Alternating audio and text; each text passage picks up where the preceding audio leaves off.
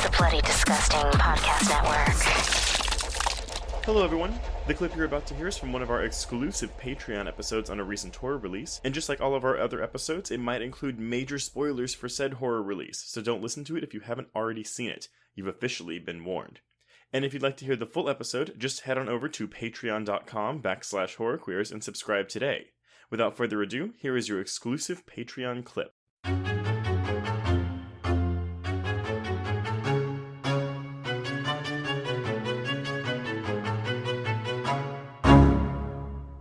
Okay, so let's talk about this pro-life. Talk about that pro-life stuff. Yeah, which I must have been... Which comes through, like, full-on. Oh. There's no ambiguity about that. Hits you over the head with it, and it's so funny. So, listeners, you'll hear in the mini-sode that there were actually 2 pro-life movies at Fantastic Fest. Mm-hmm. One of them was really fun and good. The other one was this. There's this one. Yeah. I do want to make one thing clear. Not like pro-life, like whatever. Like, I mean, I myself am pro-choice, but if you're pro-life, if that's your stance, like, I'm not gonna criticize you for that. Like, I believe everyone should just believe what they want to believe, whatever, unless it's like about hate. Yeah, that's called pro-choice, Trace. You can actually be like a pro keep the baby, pro give it up for adoption. That doesn't make you pro-life. That actually makes you pro-choice because you're saying, hey, whatever choice works best for you. Right. I guess that's the true. problem with pro-lifers. Yeah. Is that they only see the one choice as adequate, and they're fucking assholes about it. Even if it was a product of rape or incest, or if you're not financially capable of taking care of the baby, it's like no, you gotta have that baby. Yeah. But not getting into politics of it, well, except for what this this film was about to say. Right. So, okay. First, Exhibit A, you have Travis being punished repeatedly and also left to die at the end of the movie and making the ultimate sacrifice to save his ex-girlfriend. Yeah. And be the better person by even saving the person who tried to murder him. Yes, because he wanted her to have an abortion. That, in and of itself, is his sin in this movie. It is the equivalent of, a teenager having sex in the 80s slashers. Mm-hmm. But he deserves to die. He deserves to die. Yes, exactly. And then, and this actually pissed me off even more, with the endings, like when Tobin, stops him from going into the grass, all of a sudden, Becky just all of a sudden is I'm gonna keep this kid now. I'm gonna keep the kid. And what, they're gonna adopt Tobin? What the fuck? And it doesn't make any sense, though, because it's like, okay, I buy it maybe, in the middle of the movie when she's, crying in the grass with Tobin, and she's like, I've accepted my fate, but I wish I had this family. That makes sense. Sure. But the Becky at the end of this movie doesn't have that experience. She hasn't gone on that journey at all. And so it's like, oh, well, I'm gonna keep this baby and adopt this dirty child that we just found. Mm-hmm. Yeah. Who seems to only just want to get in our car. We've never met him before, but he's like, hey, don't go into the grass, just get back in the car. And also take me with you. And he has, her necklace, which has blood on it, which is, okay, fine. But I don't buy for one second that necklace is gonna make her all of a sudden want to not give this baby up for adoption. Right. Oh, wow, you found my necklace. All of a sudden I'm feeling like I should become a teen mother. Yeah. So... okay, that's the brunt of it. What are your thoughts on just the movie taking this stance? Or do you think the movie is actually taking this stance? Do you think Natali thought about it before he wrote it? Or, I don't know. It's hard to assume. I think if you wanted to play devil's advocate, you could say that Cal ends up looking like more of a villain, and he's the person who's actively trying to get Becky to keep the child and be, a good mother or whatever. Right. I mean, you could just as easily say it's because he wants to pork her because he's in love with her, but I don't know. I was deeply uncomfortable with this idea. I mean, we've seen plenty of horror films that are all focused on the family and parents making sacrifices for their children. Like The Babadook is all about a mother who basically hates her child and has to learn, oh, it's okay if your child is a fucking prick. I say, but it's rightfully so. She hates that child rightfully so. Ooh, there's another mini-sode. The worst children in horror movies. Oh my god, I cannot watch it. I actually do need to watch The Babadook again because I've only seen it once and I was very underwhelmed with it. And so I think if I watch it again, I might appreciate it more. I mean, it's a very well-made film, but that child, there's an active hate fan base for that child. But by design, that child is supposed to be terrible. It's not like they accidentally made him terrible.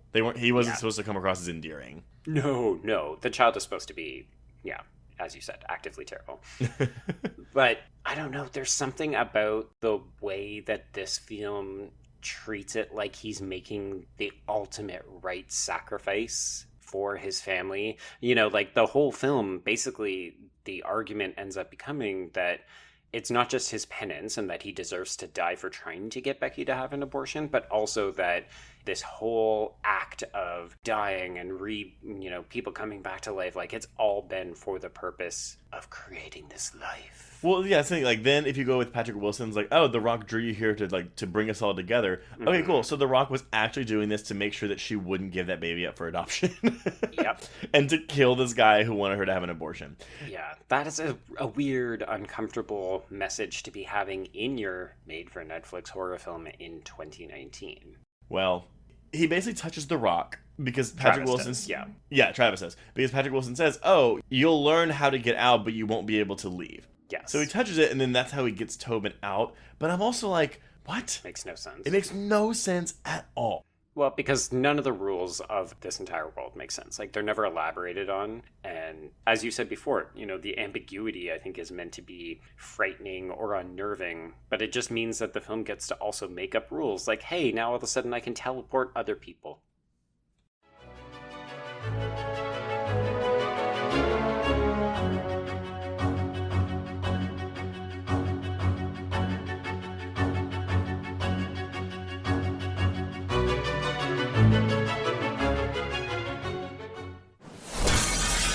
Disgusting Podcast Network, home of creepy, disturbing, and terrifying creepypastas, SCP archives, weekly full-cast storytelling, horror queers, genre commentary from an LGBTQ perspective, and the Boo Crew, for horror-centric interviews. Listen free wherever you stream audio and at bloodydisgusting.com/podcasts.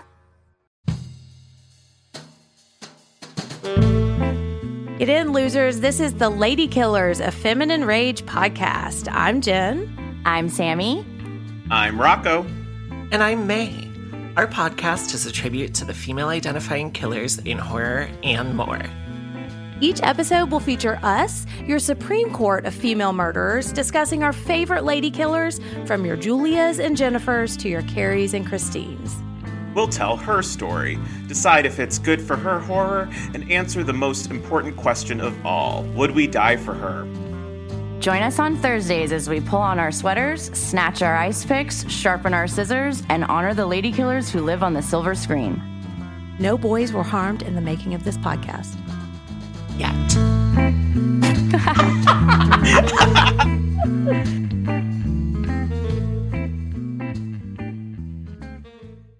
It was late in the afternoon when the professor and I took our way towards the east, whence I knew Jonathan was coming. Jonathan Harker has asked me to note this, as he says he is hardly equal to the task, and he wants an exact record kept. Dear Madam Mina, I have read your husband's so wonderful diary. Strange and terrible as it is true. I will pledge my life on it. God preserve my sanity, for to this I am reduced. Safety and the assurance of safety are things of the past. I am in hopes that I shall see more of you at Castle Dracula.